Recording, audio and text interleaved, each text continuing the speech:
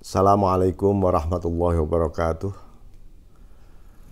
Bismillah, alhamdulillah, Allahumma salli ala sayyidina Muhammad wa ala alihi wa sahbihi wa mawalah, amma ba'd. Kita lanjutkan hikmah yang ke-23. Ini mengenai bagaimana kita bermudawamah, melanggengkan muraqabah dan musyahadah. Ya, muraqabah itu terus-menerus waspada hati kita, itu artinya sadar bahwa kita terus-menerus diwaspadai oleh Allah. Dalam situasi apapun, dalam suka maupun duka, kita harus tetap menjaga muraqabah itu.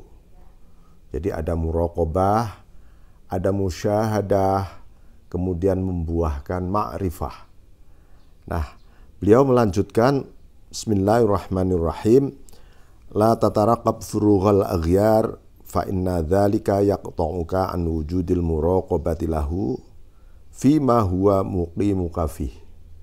Janganlah Anda menunggu-nunggu selesainya berbagai persoalan-persoalan hidup ini untuk menentukan kapan Anda muraqabah. Atau sebaliknya, janganlah muraqabah Anda itu hilang hanya gara-gara fluktuasi persoalan-persoalan hidup di dunia ini yang senantiasa Anda anggap tidak akan pernah selesai dan seterusnya. Kenapa? Fa inna dzalika yaqta'uka an wujudil muraqabah. Karena menunggu-nunggu itu sesungguhnya telah memutuskan hubungan kita dengan Allah Subhanahu wa taala, hati kita, ya. Padahal Allah memang sedang memposisikan kita dalam situasi problematis. Jadi problem, masalah itu juga sebuah makom. Itu juga sebuah positioning yang memang oleh Allah kita ada di posisi di bawah. Ya tetap saja kita harus tetap waspada, muraqabah dengan Allah. Jangan sampai kita menunggu sampai roda ini berputar ke atas, karena kita tidak akan pernah tahu tentang situasi ke depan. Yang penting kita jaga terus hati kita tetap dalam kondisi muraqabah, ya, karena muraqabah itulah yang menghantar kita musyahadah, terus menerus memandang Allah dengan mata hati kita, ya. Memandang Allah dengan mata hati kita. Jadi ini semacam mengulang beliau, bukan mengulang ya, artinya menegaskan. Di depan disebutkan ihalatukal a'mal ala wujudil faragh min ru'unatin nafas, bahwa seseorang kepingin sekali mengadakan atau mengupayakan perubahan-perubahan.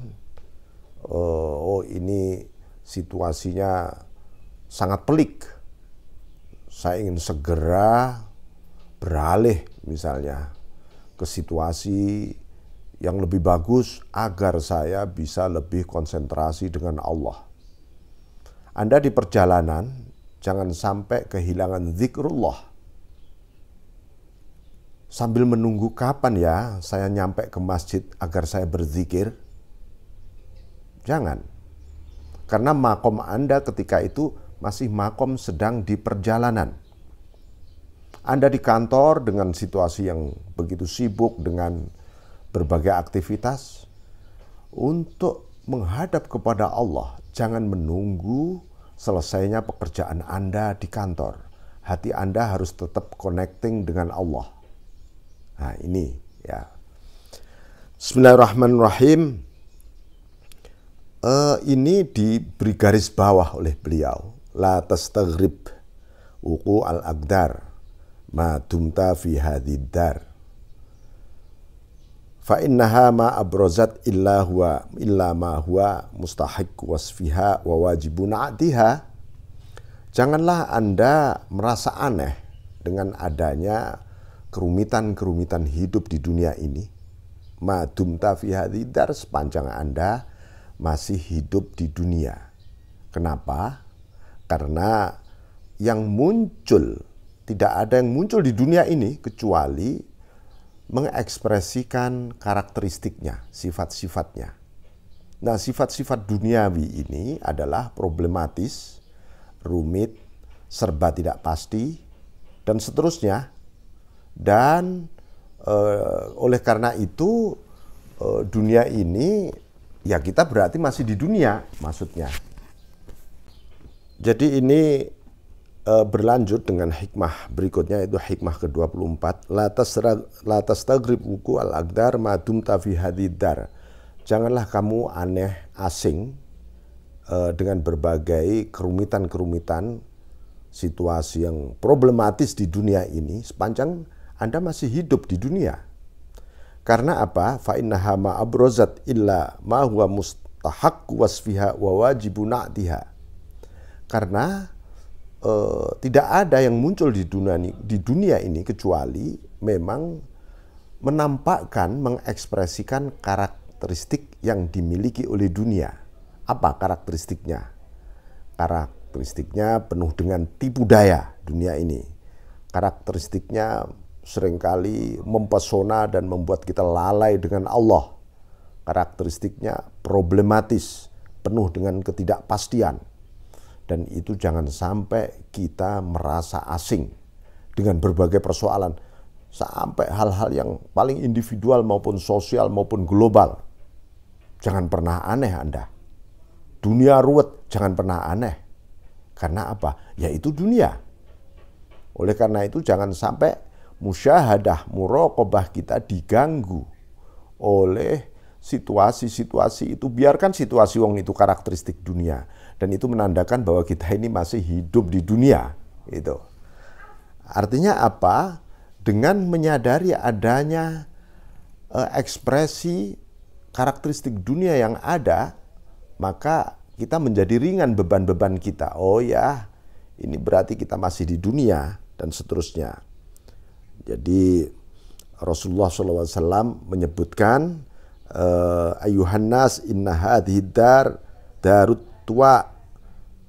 Hai manusia, dunia ini adalah negeri penuh dengan kehancuran. Artinya apa? Akhir dari dunia ini kan sebenarnya su'ul khotimah.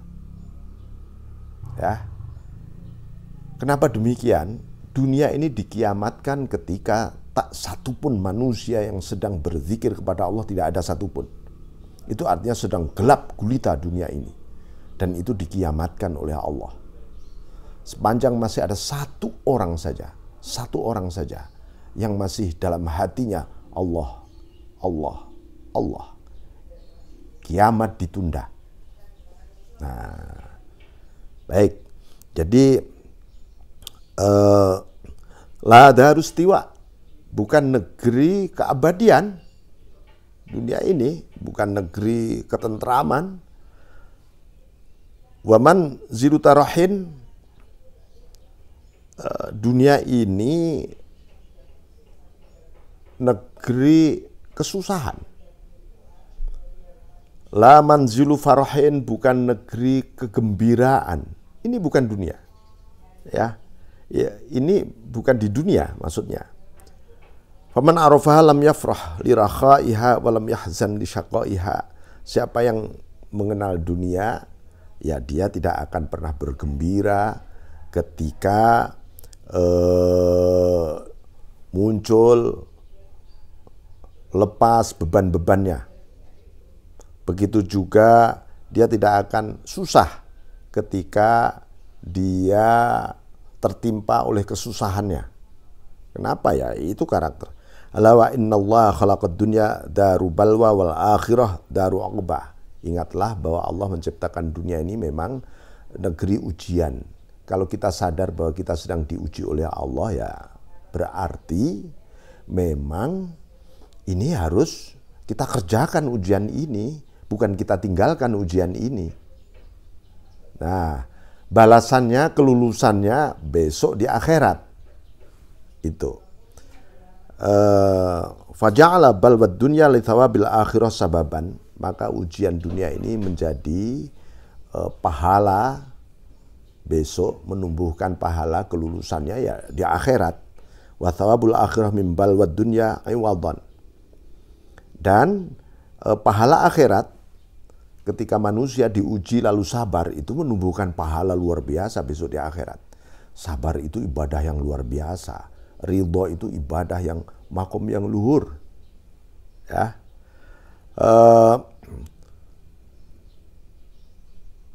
Fayu khadul yu'ta.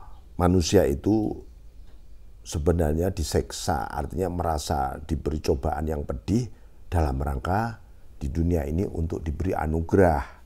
Begitu juga ketika diuji dalam rangka untuk dibalas. Wa innaha lasari'atut tua wasyikatul inqilab. Ya. Dunia itu begitu cepat perubahannya, ya. Begitu juga kehancurannya, begitu juga pergolakannya, begitu cepat. Fahdharu halawata radha'iha limararati fitamiha. Anda harus waspada sekali dengan manisnya susuan dunia. Ya, kita menghisap dunia ini itu indah, asik. Hati-hati. Dan karena apa? Karena Anda juga akan segera disapih oleh dunia dan akan merasakan sebuah kepahitan nantinya. Gara-gara kita memanjakan diri untuk menyusu pada dunia. Wahjaru ladidha ajidiha likurbati ajidiha.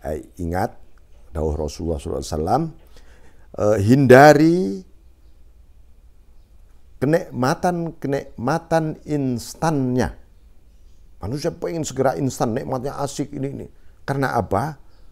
Karena kelak di akhirat ya akan menumbuhkan sesuatu yang lebih rumit malahan ketika kita hanya menghamba instanisme kenikmatan.